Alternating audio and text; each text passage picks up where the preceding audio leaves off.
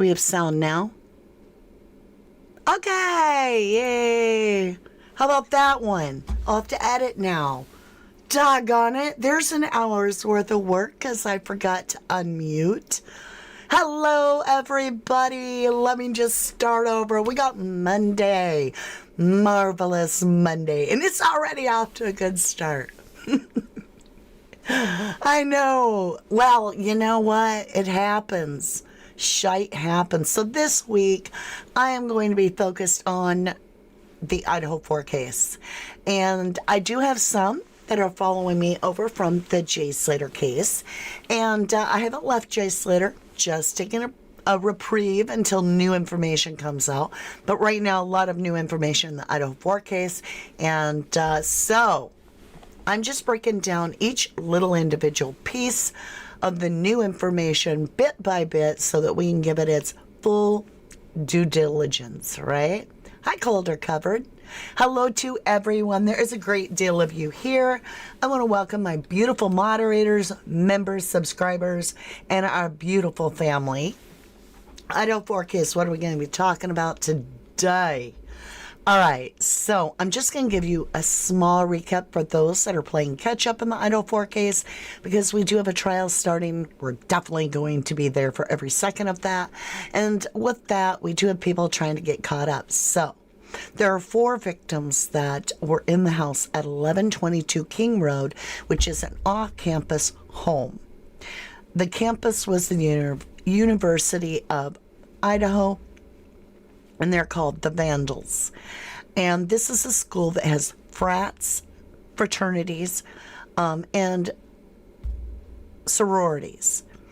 And that divides, the sororities are the females, the males are the frats. At the beginning of every year in college, they have a bid week where individuals want to become a member of different fraternities or sororities. All kinds of stuff happens. It's called Rush Week. It gets crazy. And there have been times that in any college that's gotten out of control. There have been a lot of issues with not taking care of one another during that week. We'll leave it at that. If you know, you know. I don't want to get in trouble through YouTube for bringing up unnecessary information, if you feel me. So in that scenario, these kids are all living off campus. And there's 5 that are actually living in the house. And there's a 6th person, which is Ethan, the only male in the home, that is kind of in between. He's living there, but he also still belongs to Sigma Chi, one of the frats, which is, it's very important that you understand this is Sigma Chi. There's a field right here and a walking path. This band field, it's called the band field. That is right next to Sigma Chi. There is an incident the night that this all takes place, and the cops are right there. Now, keep in mind, Sigma Chi is like not even a 3-minute walk right to the door of where this happened. That plays a big part because the people from Sigma Chi not only are known to have some sort of disagreement with 2 of the victims. So Ethan and Xana were the 2 victims that were in the downstairs bedroom. I say downstairs, middle level. There's a basement or first floor, 2nd level, and a 3rd floor. The 2nd level, mid-level, is where Ethan and Xana were, right tucked around behind the kitchen there. All right? Ethan's from Sigma Chi. My dog's dreaming. Sigma Chi. And that's where he originates from and moves in, more or less, with Xana Kernoodle. They're both in their 20s. All right. Now, the other 2 people that are on the very bottom level would be the bedroom of Bethany Funk, and that's where the other individual, Dylan Mortensen, ends up. Now, her bedroom is the other bedroom on that mid-level. So you've got Xana and Ethan, who are going to be the victims. You have DM, Dylan Mortensen, in this bedroom on the same level. But Dylan's going to go through some stuff and run downstairs. But anyway, that's where we're sitting. So with Ethan coming from Sigma Chi and moving in there, we then learn that Xana had called her parent, I believe it was her dad, said she was eating pizza at the house at 1122 King Road. She didn't say the address, just said home, with Ethan, and that there had been something went wrong. Something had come down, and she was scared enough to call her dad. Now, he had consumed alcohol and wasn't able to drive at that time, or he would have went there. To this day, I'm sure the poor fella is haunted by that, but it is what it is. All right, so now we have to remember that fight went on. Then we have Ethan's mother stating that Hunter had to walk him home from the Sigma Chi party. So the last known place that these people were, Ethan and Xana, was at the Sigma Chi location. So they took that walking path to get back to their house. Like I said, 3 minutes, and Hunter walked them back. Why he's okay to return on his own, I don't know. In the meantime, now they've gotten home, they've made this phone call. All right. Meanwhile, Kaylee and Maddie, who have grown up together almost like twins, they're best friends, their family exchanged the girls like as a collective peas in a pod, and Kaylee is about to move home. In fact, she has moved out of the house basically and is living at home at her parents' house and just broke up with her boyfriend JD, Jack D. But she hasn't moved all her stuff out. She doesn't know if she wants to go back for the weekend. But DM, the girl that's on the mid-level floor with Xana and Ethan that is not harmed, she goes over to Kaylee's house, and we have this in the memorial where it's read from her own words that she basically begged Kaylee to come back and be her +1 at a sorority party for Friday night, which Kaylee did.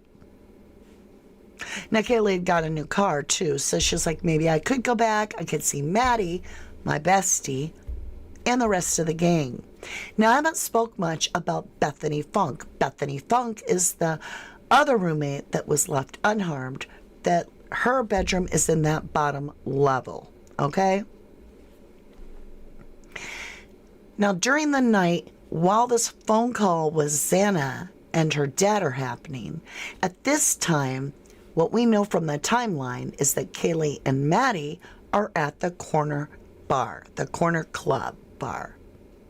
And there's a still shot released from a video that shows that she is talking, both girls are talking to her ex, facing them. Their back is to the camera, but it's them. And his roommate is looking to appear to man the door like a bouncer. He's also a bartender for that bar. His name is Adam. This is all important. Okay? Now there's a guy that's there. He's always the hang-around guy. Everybody knows him as a hoodie guy. He's just floating around in the bar. You can see he's not standing next to the girls. He's not talking to them. He seems to be paying attention to Adam. All right. So you've got Adam. You've got another Jack now, Jack Showalter. And then you've got JD that is Jack Decor. 3. The 2 girls and those 3 are in the picture. Now the girls leave the corner club and they begin walking to a well-known place called the Grub Truck. The Grub Truck is an outdoor food kiosk that actually broadcasts a live feed of who's ordering, picking up their orders in the crowd, and basically sends an online notification to anybody watching that who's at the Grub Truck at that time, which is interesting. On their way to the Grub Truck, this Jack Showalter, we call him Hoodie Guy. Hoodie Guy is following the girls. I say following because he's not walking at this point right with them. He's steps behind them. They do not seem to be giving him a minute or time of day. They're not talking to him, nothing. There's something that comes out of his mouth that many speculate, and we can get into that as we go forward, that sounds like he says, they're going to get you girls for this, Maddie. They're going to get you girls. That's what it sounds like to a lot. Who knows? The next thing that happens is it looks like Kaylee kind of trips a little bit. Her feet go wonky. Never understood that. Anyway, her and Maddie are now like really engaged in walking fast, and Kaylee is on the phone. Now remember, Kaylee's the one that has the X. I don't know if it has a thing to do with it. She's on her phone, and while she's walking, she's texting. She barks out, if you will, as they pass a business that catches it on their security camera. Maddie, what did you tell Adam? Now Maddie, you can tell, is under the influence. She's got a black coat on. It's a little big. She's flipping them little hands inside the sleeves. And she's like, oh, I just told Adam everything. And then Maddie is like on that phone the rest of the time. Next thing we get to the grub truck. There's a lot going on here. We'll have to go over it together.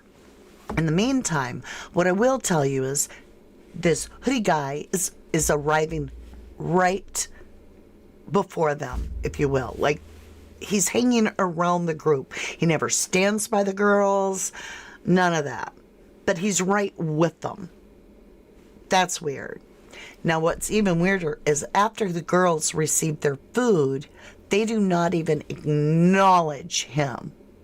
During this time, there is a moment where even though Kaylee's obsessed with her phone while they're waiting on the order, you can see that Maddie in that black coat with them little flippy sleeves has pushed it up, and she gives the finger to someone back over there.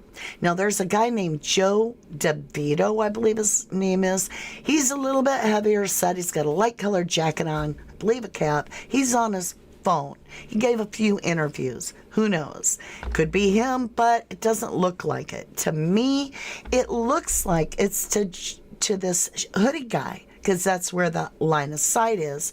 And it looks like Kaylee gives him that finger and says, F you, mister, F you, mister, you fucked up. You know what I'm saying? That's what it sounds like she says. Now, at the last minute before Kaylee and Maddie are going to ditch everybody without a warning, like they're about to hit it, right? They grab their food. They do not look back. They're just gone. That last minute, Kaylee steps back away from Maddie as if she's going to take a picture of Maddie, but she doesn't, because her camera is pointed upward. So the angle of her camera is either one of two things: catching right above there, possibly where the food is being handed, because they're down low. The counter's right here, right? Don't know. Or that picture is of Showalter behind her. We don't know. Next thing, the girls are gone. They behind the grub truck. Here's where an important part comes in. Okay. Eric Grower, we're going to call him EG. He is the driver that picks up Kaylee and Maddie. And I'm here to tell you, he himself will tell you, and he does, he put it in writing several times, is the last person to ever see Kaylee and Maddie alive. So you'd think he'd be 100% clear, because they would have hammered this dude like none other to be the last person to see these two girls alive. Now, the family says, oh, no, he's like a family member. That's what they said when I pointed at James Brenner in the Dylan Rounds case, and I said, James Brenner's the one that did this. I stood on it from day one firmly. I got yelled at so many times. He's a family friend. Oh, did everybody feel that same way when that video came out from Dylan Round's phone, the victim, where James Brenner's sleeves are rolled up and he's getting blood off his arms and uncocking his pistol? All right, so family friends doesn't mean jack shite. There's a crime. It's about being unbiased and looking at someone. Now, with him, here's some problems I have. And I'm about to scroll through a couple of these little news articles. This man called off a week from work, but did not, as he says, go directly to police. There was like a week from allegedly, to the best of my knowledge, before he went to police and said, oh yeah, I was the private driver. Okay? He's never lived in the state of Washington, but it goes on to this news article I'm about to show you and says that he lives something like 1,200 feet from Kohlberger's door, who lived in Washington. So that's a complete lie. Lie! This dude's lying. He's not showing up for work for a week. Get this. His wife is preggy at the time that this took place. So he ain't getting no action at home. I'm just saying. Here we go. I'm just going for the throat. His Pinterest is filled at the time that I reviewed this man with homemade weapons that are absolutely capable of making giant gouges and stabbing. It's horrific. Obsessed with knives all over his Pinterest. And his wife works for Moscow PD. Boom, where's the goat? Where in the heck is the goat? Oh, it's not working. You feel me? How is that even freaking possible? All right, now.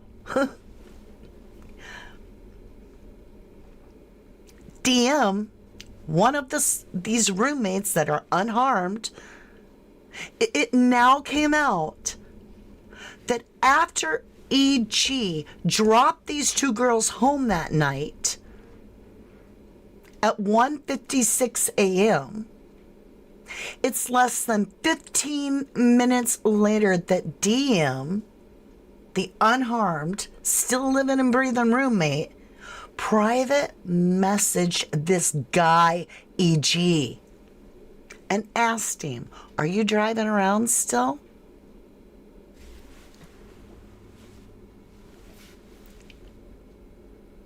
Are you driving around still? All right, I got a poll. I want your opinion. Let's see how many took the poll. We have a lot of people here. We almost got 100 votes. I'm going to read the poll for you. We're going to go ahead, close it down. So I hope you did get your vote in. All right. Why do you feel DM messaged Kaylee and Maddie's driver after they arrived home? 5% a booty call. That's interesting. 7% for a ride for someone. But the girls aren't supposedly leaving. All right. 26% to have him drop something off. And 62%, majority, it was a signal to start. Boom. That's crazy. Almost 80 votes now. All right. I ended the poll. Thank you for taking the poll. That is super sus to us. Thank you, Ocean Deep. Thank you, Ex-Con. Hello, hello. It was a signal to him, says Linda Rupert. So here's the deal. Okay? I got to show you this. Exclusive private taxi driver who drove Idaho roommates Kaylee Madison home hours before they were knifed to death breaks his silence, saying the two roommates were just about... We're just excited about their food and nothing seemed amiss. Okay, let's get this bigger. Wait. Mama D got screen problems. Give me a second. I got so many screens open and I want this wide open for you guys. I guess I can do it this way. Whatever. All right, this was back on the 23rd of December 2022. Nothing seemed to be amiss. There's some weird things here. He waited that long to break his silence, just so you know. The private taxi driver who drove Kaylee Gonsalves, Madison Mulligan home that night they were killed broke his silence in an interview with Daily Mail. And that's this one. He is believed to be the last person to see the pair alive after picking them up from the grub truck. I'm moving this so I can face you. In downtown Moscow, the early hours of November 13th. Quote, I had known, no, wait a minute. Why does he not talk about knowing DM? Listen, quote, I had known Kaylee, Maddie, and Xana too. They would occasionally get rides home, and there was nothing out of the ordinary that night, he said. The driver who, on condition of, I have a hard time with this, anonymity, I can't say that word, said he's replayed the night 1,000,000 times over, but can't recall anything that was amiss. I bet. I don't know about you, but I'm super sus. Super sus, super sus. It's not lost on me that my job was to get these girls home safe, but that didn't really help this time. Why did he wait? I don't know why we're not getting the pictures. Maybe it's just ads. Why did he wait to go to the police with this? Ah, Jennifer Swain. Thank you, lovely. Thank you. Let me move it. I got buttons coming out my ears. Thank you, Jennifer. Thank you, lovely. Carl Thomas, apparently murders took place between 2:52 a.m., KG's last call to Jack D, and 3:01 a.m. Banfield incident. 2 killers, one took out the girls and the other couple. Thanks for sharing that, Carl. I appreciate your opinion. Okay. So, let's get back into this. Where? The truth of the matter is we don't know exactly when any of these girls got taken out. Let me take this off for just a jeff. We'll get back into it. So, the girls arrived, Kaylee and Maddie arrive at 1:56 a.m. according to the timestamp of the ring cam over there that we only have voices of. Okay, 1:56 a.m. Now, if Xana and Ethan are already home because they've talked to their dad, said that around midnight, eating pizza, it is possible and unknown to this time frame by anybody, but it is possible that these two have already met their demise.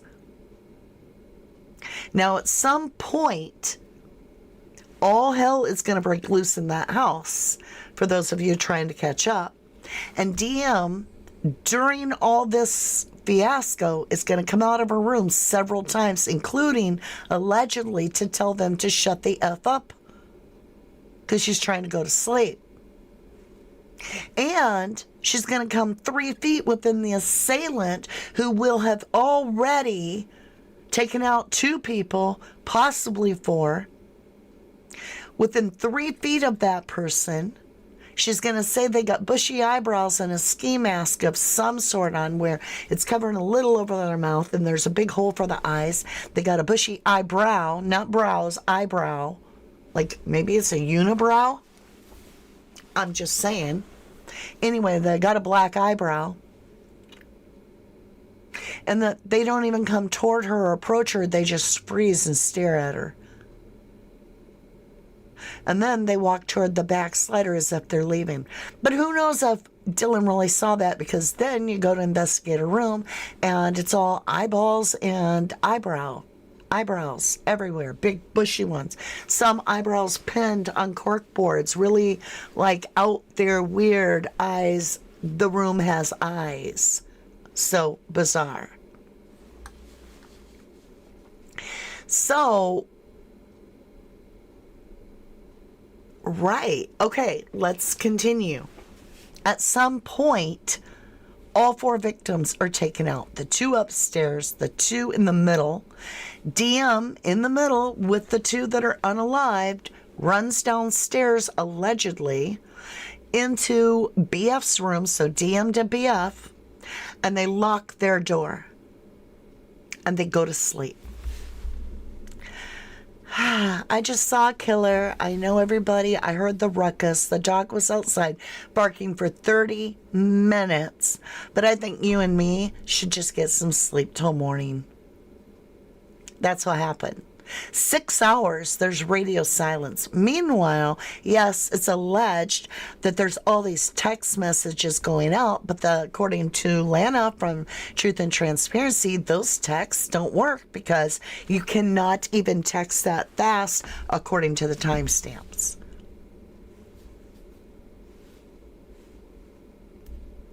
But they're going to go to sleep, not even getting an answer from anybody in the house, seeing an intruder, with that kind of deal going on, having locked themselves, and they're like 10 feet away from the front door, could leave, but they don't. They've got phones, even though DM, the one running downstairs, says her phone is about to die, no battery, whatever. The other one ain't saying that. She's in her own room, so I'm sure they got a phone. You don't even got to have Wi-Fi to call for help, but they don't. No, they don't. The next day, they're going to wake up, right? DM's going to text her daddy and then friends.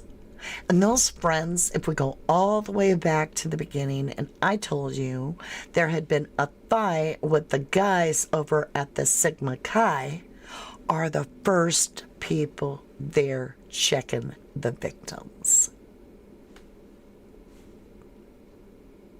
So if there was any attack in that room that happened by the individual, now there's a reason for his DNA to be there because he's checking on the victim. That's who they called. The ones that they had the problem with. Okay. So then they get on the 911 call, and there's a guy there named Evans. Now, back in the very beginning, he did do a couple interviews. I saw one. And he was claiming that he was there during that call. He claimed that Dylan, DM, was not frozen in fear, but was like giddy and laughing. And it was all like a joke. And I'm like trying to wrap my head around that because now that name Evans is showing up in this paperwork. And I'm like, does that mean that that's the guy and that he was telling the truth? So why is DM getting a hold of this private driver just before this red rum of the 4 people? Why does she want to know if he's still driving around? I don't know. Let's get back over. Okay, hold on. Oh, no, I really didn't. I'm having a time, you guys. Bear with me. All right, best friends roommates Kaylee and Madison were last seen alive by the private taxi driver who drove them to their off-campus rental house where they would be brutally knifed to death along with 2 of their housemates just hours after on November 13th. So if you were wondering who everybody was, just in case, because like I said, new people are catching up. This is Maddie Mogan, little tiny thing, little Maddie, outspoken though. This is beautiful Kaylee, bestie friends, right? This, of course, is Ethan Chapin, and this is Xana Kernoodle. So, it is approaching, this is at the time of this, it says it's approaching 6 weeks since Kaylee and Madison, both 21, were, to death alongside roommate Xana Kernoodle, 20, and her boyfriend Ethan Chapin, 20, during the early hours of November 13th. Okay. The shocking killings marked the first homicides in Moscow in 7 years with no leads shared, no suspects named. Many have questioned the town's police department investigators' ability to handle a crime of such magnitude. And I'm going to just interject, still to this day. Today, the man who drove Kaylee and Madison home has recounted his recollections of that night and claimed the community is living in fear with little faith in MPD. Kind of strong coming from the fact that, your wife works for MPD. Speaking on condition of anonymity, he said, I had known Kaylee, Maddie, and Senna too. They were occasionally get rides home. There was nothing out of the ordinary about that night. These are pictures. There, I told you. Look at that camera. Maybe she is taking a picture of Kaylee, but she had it way up here before. Way up higher. Here's the hoodie guy that I've talked to you about. You can't see the hoodie guy. Hold on. Let me fix your picture. Let me fix it so you can see it. I'm going to disappear. Can I go way over here? All right. Look at this. Here you go. There she is on her phone. There's the big jacket I talked about.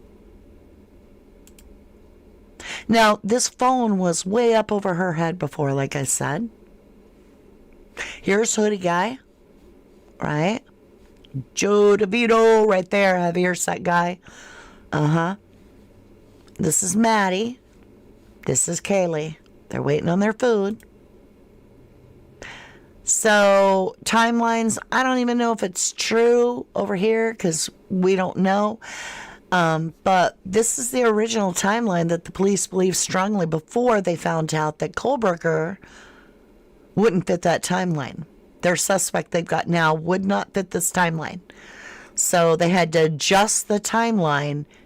Instead of going by here, they're going by evidence to determine, that this is 3 to 4 a.m. is when this red rumming happened.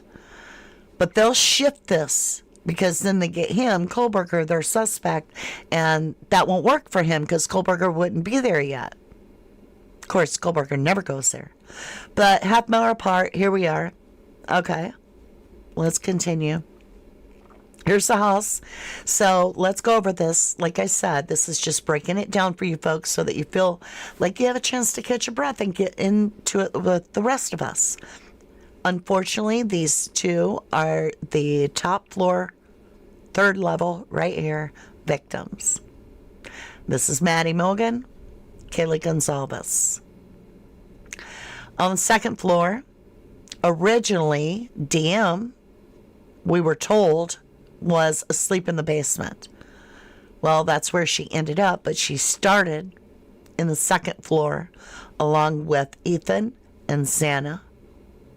So Dylan, right here, would have been with Ethan and Xana on the second floor. But during this crime, she runs downstairs. Now see this front door right here? Well, this is Bethany's bedroom window, ground level. They could have crawled out the window to get help. They could have went out the front door to get help. They had to have been wondering if their friends were still breathing. Even if they knew that there had been something that happened, which they would have known, you can tell, they would have basically just not gone and checked on them and laid there and been like, I'm so super tired. I know they may need an ambulance, but I'm not going to get up and check. I'm going to go to sleep. Okay, anyway, third floor. This is Bethany and this is Dylan. These are the only two that made it out of the house alive other than the dog. Okay. Here's side view of the house. This is why everybody gets confused on the floors, including myself. Because if you're up here, this appears to be the first floor, the backyard. But the truth is, it's down here. This ladder leads right up to Xana's bedroom. This is a place where you could stand easy and have access to that if you look again, right here. This ladder never gets checked, nothing. I think it's there when they tear the house down. And yeah, they tear the house down before court. All right. Over here, on this side of the house, this would be, this line right here is a pole, like a pipe. Would also kind of tell you the direction of Xana's bed. And behind here, you're going to see there's red rum running from the building. All right. So this would be the backslider that allegedly the police believe was used. I don't, but that's okay. I believe this is how, right here where the ladder was used. And I believe also they came up over here and got on this third floor balcony and then came in through this door, played with Murphy. I believe they were known to the dog. And I believe that's when Diem down here on this level hears somebody playing with the dog, is when somebody came in right here. I believe they let Murphy out on this balcony. There's no way off for the dog. There's a dog bed out there, and they shut it. And that's the beginning of the 30 minutes of barking. I believe that Murphy is out here on this little, can't go anywhere, so blah, blah, right? Somebody lets the dog in, though. These are the two girls just doing a candid. Absolutely beautiful. Again, this is Maddie Mogan, little tiny thing, and this is Kaylee Gonzalez. This is Ethan and Xana. They are both in love, first loves of their life. I do not know why this wasn't investigated more. This was a white Elantra that was smashed up and abandoned in Oregon. And at the time, that is the exact description of the vehicle that the police were looking for. Now later, the police are going to change that information. Instead of going with the evidence, they're going to go with what they believe, because now they've got Brian Kohlberger. They need to change it. So now you've seen it. They've changed the timeline, and now they've changed the vehicle as well. It's no longer 2013 to 2014. It's a 2016 to 2017, or 2011-13. That's what it was. This is Chief Fry. He's the one that was the chief at the time, but as soon as this came in the game and all this broke out, he quickly retired so that he could get promoted to a different branch, which left Brett Payne, which I don't think I got a picture of. No. Brett Payne in charge, who was basically a rookie. Only got 2 years under his belt, if that. Came out of he was a Navy parachuter. Yeah. They put him in charge of an entire quadruple homicide. And when he gets on the stand, he don't know nothing. And that's what they were looking for. I think the older goose or rooster was like, oh, shite. This is going to get handled so poorly. I am not going to put my name on this. I'm out of it. And yeah, so we've had Kaylee's family advocate so strongly against the suspect as to come out and absolutely try to brainwash people into believing scenarios that are actually proven false in 100%. So the courts have absolutely, without a shadow of a doubt, the prosecution themselves stood up in court and said, you know, that's not true. That's a lie. He never stalked no one. Nobody. Brian never stalked anyone. So the courts never have alleged that Brian is stalking anyone. But the parents of Kaylee came out here and are still pushing that same lie. And yet they want us to root for justice for their girl and the other victims. We're not going to root for them. We're going to root for the victims, that the truth comes out. And the truth is, the Brian Kohlberger, the suspect they have, only has a smidge, a tiny little DNA on the button snap of some sort of a sheath. I say some sort. I have to remind you that the coroner herself, I heard it with my own ears, so did most of you from the beginning. These are big open gouges, not like stab wounds.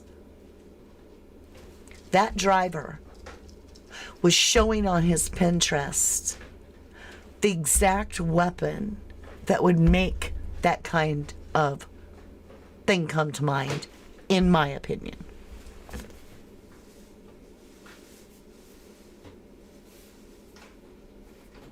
And yet, he was cleared right away.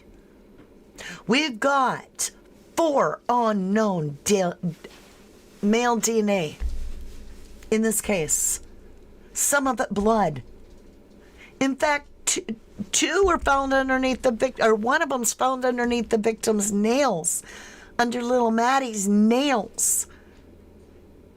Now, if the FBI can take that little insignificant piece of DNA off of the sheath itself, and when nobody else, including Ortham, specialist in the field, leading, cutting the edge of technology and DNA and science, cannot get a hit of whose DNA that is because it's partial and so minute, but the FBI can double the size of it and bring it back and go, boom, now we know it's Brian Kohlberger's DNA on the button sheath on that little sheath.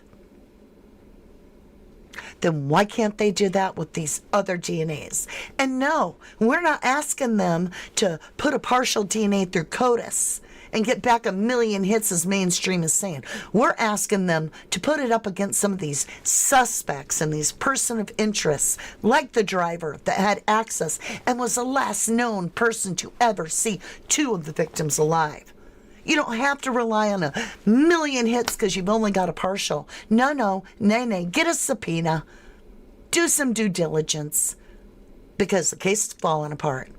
Even Steve Gonsalves said himself, if the state can hold out through this process, because we all know people are too smart to fall for just touch DNA. Even the military isn't going to allow that to happen in their court of law because touch DNA is mobile and you can fake it. And Eric Grower allegedly lied, stating he lived 1,200 feet from Brian Kohlberger. Never lived in the state in his life. Let's look at that. Let me get back onto that website. Let's jump over. Yeah. He lived 1,200 feet from my door. Driver who brought Idaho victims home the night they were killed is exceptionally glad about suspect's arrest. What? You ain't never left? You never lived in the state of Washington. How could you live 1,200 feet away? The private driver who dropped Kaylee Gonsalves and Maddie Milgan off at their home near the University of Idaho campus just hours before they were STABBED to death in the early morning hours of November 13, 2022 is exceptionally glad an arrest has been made and tells Law and Crime that he actually saw the white Hyundai Elantra police were looking for last month. Oh, yeah. Turns out he was the tip. Listen to this crap. This is January 7th. Yeah. Again, he lived 1,200 feet from my door. I spent 6 weeks trying to convince my wife there was not a threat. And I was wrong, says the cab driver. Idaho 4 victim claims to have spotted Brian Kohlberger's car and tipped off the police.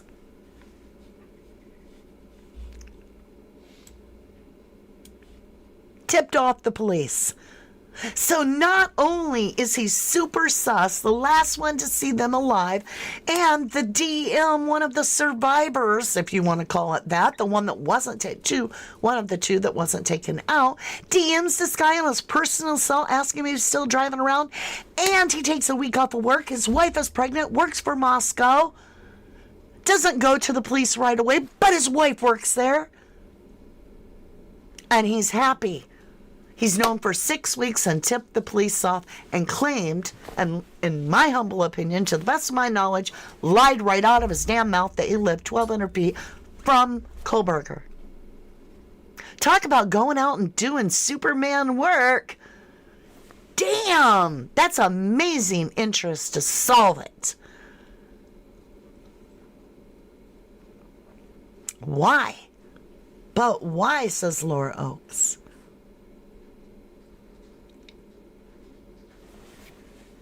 Let me get back over to chat. Whoops. I closed chat. There it is.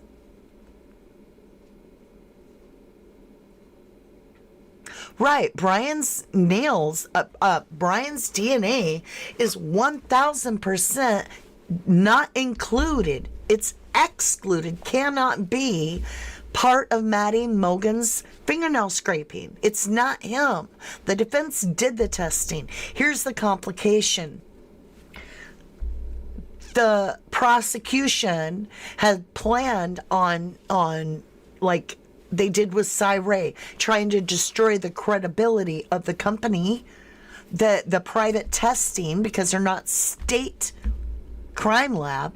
This is a private company that did the testing. The state would bulldog it and go after them and break down the credibility of the company. And because it's still introduced, then the state would be able to turn around to the jury and say, and it's inconclusive. So we are a state crime lab and our tests weren't able to be done. And so we can't say it's not Brian. That's what the state would do. And so the defense is like, damn. All right, so we have a choice. We can bring this in and then watch this company get dismantled by the state because they're not the state crime lab, and therefore anybody else is not to be trusted, right?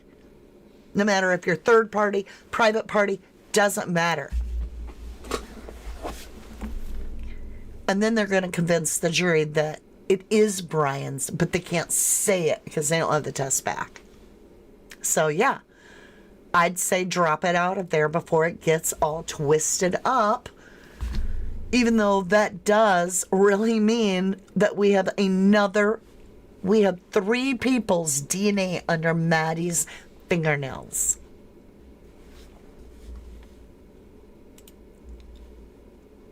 Now, think on this line of thinking.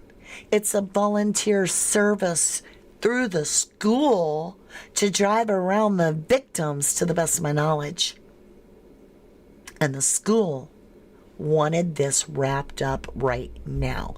Another thing Steve said is, it wasn't one of our own. It was an out-of-state boy that came here and did this to us. You see what I'm saying about the prejudice? When really, most of us, a lot of us, believe it was one of their own, and that's why the school tried to cover this up.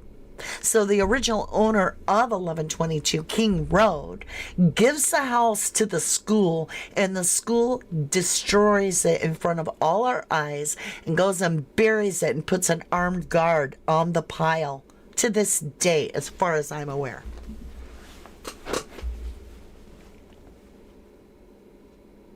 So, I would love to know who the DNA is. I would love. All right, my lovelies, I have enjoyed this time with you immensely. Again, thank you so much, Jennifer Swain, for that snooper chat. I truly do appreciate that. And I appreciate you. I appreciate you tuning in, sharing this time with me, letting me get my rant out. I know it was like a long rant, but I also wanted to bring those up to speed because I had been hearing a lot of questions from people interested that are trying to understand the whole scenario. So I can only bring you so far in one video, but I did my best for a refresher, a recap, things to think about. But yeah, how could he be cleared before the DNA's even back on that house? How could they turn around and be like, yeah, the driver's cleared, nobody of interest? And what in the actual God's green earth was DM? Private messaging. EG4, the driver that dropped off Kaylee and Maddie, wasn't only the last person to see Kaylee and Maddie alive, but probably one of the only exterior outside of parents or the school that DM messaged that we know of. This just gets crazy. This gets crazy. All right, my lovelies, let's go ahead and get some music and head out of here. I hope you are well. I hope you take good care of yourself. I'll be back shortly. I will catch up. For those of you that want to do TC Radio, we'll catch up this week. I had migraine, couldn't do it, but I love you all very, very much, and I appreciate anybody that liked the video. Please do hit the like. Love you to the moon and back. Thank you, Nikki UK, the Pride Candy, Tammy Musafa, Precious, Adele, Zoe Ridge. Good to see you all. Thank you, my